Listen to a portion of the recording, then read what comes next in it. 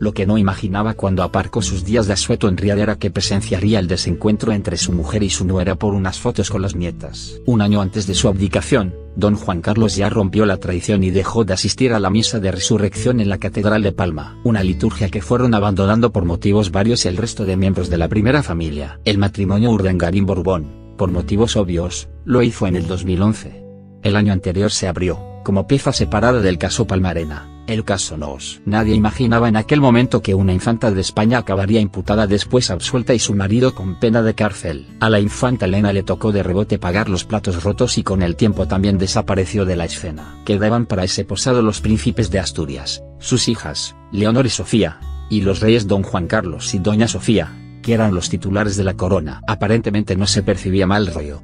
La primera familia mantenía la tradición y todo parecía correcto. Después llegó la abdicación y don Juan Carlos desapareció de la estructura familiar y buscó nuevas rutas alternativas a esas Semanas Santas grupales en Marivent. En realidad, en aquellos años de convivencia para salvaguardar las apariencias, el monarca coincidía muy poco con hijos, nietos y consorte en el palacio de verano. Los horarios eran diferentes con respecto a su mujer y su cuñada, la princesa Irene. Los príncipes de Asturias, al tener su propio espacio dentro del recinto de Marivent, iban por libre. Por lo tanto tampoco había convivencia que generara malos rollos. Y por supuesto no había consecuencias visuales y públicas como ha sucedido ahora con el encontronazo entre doña Leticia y la suegra emérita. Una vez que apareció el primer vídeo, lo siguiente era analizar el comportamiento no verbal de don Juan Carlos, que después de 4 años se reunía con el organigrama familiar en la catedral. Se trataba de normalizar su relación con doña Sofía y por supuesto con el hijo y la nuera, y también continuar con la operación orquestada desde Zarzuela para dar visibilidad y contenido público al que fuera jefe del Estado. Durante los 2 últimos años ha preferido disfrutar de la vida al tener poca agenda oficial. Recién llegado de Riad, Arabia Saudí, donde se encontraba de vacaciones privadas y por lo tanto sin información oficial de cuáles eran las razones de su estancia en el país árabe, acudió como estaba previsto a la liturgia de Pascua. Lo que no imaginaba cuando aparcó sus días de asueto en Riad era que presenciaría el desencuentro entre las dos reinas por unas fotos con las nietas. Seguramente no era una situación nueva para él. La diferencia la marcaba su cara de desconcierto dirigida al grupo familiar en plan, ¿qué está pasando aquí? Y más cuando doña Sofía buscó su apoyo tras el desplante de la reina consorte titular. Seguramente, y recreando el desconcertante momento del que era testigo directo, el pensamiento de don Juan Carlos no estaría muy alejado del sí lo sé, no vengo.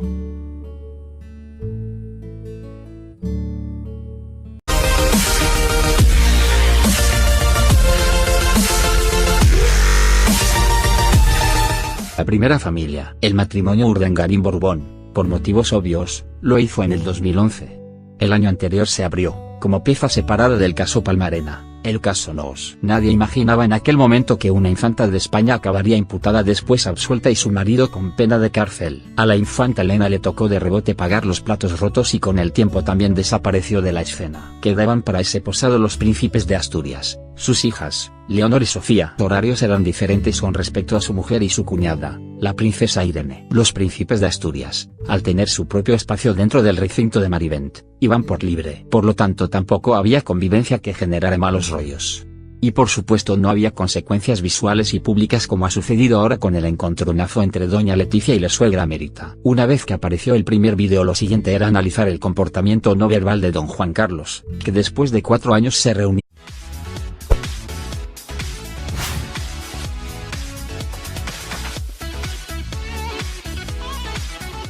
Lo que no imaginaba cuando aparcó sus días de asueto en Riad era que presenciaría el desencuentro entre su mujer y su nuera por unas fotos con las nietas. Un año antes de su abdicación, don Juan Carlos ya rompió la tradición y dejó de asistir a la misa de resurrección en la Catedral de Palma, una liturgia que fueron abandonando por motivos varios el resto de miembros de la y los reyes don Juan Carlos y doña Sofía, que eran los titulares de la corona. Aparentemente no se percibía mal rollo.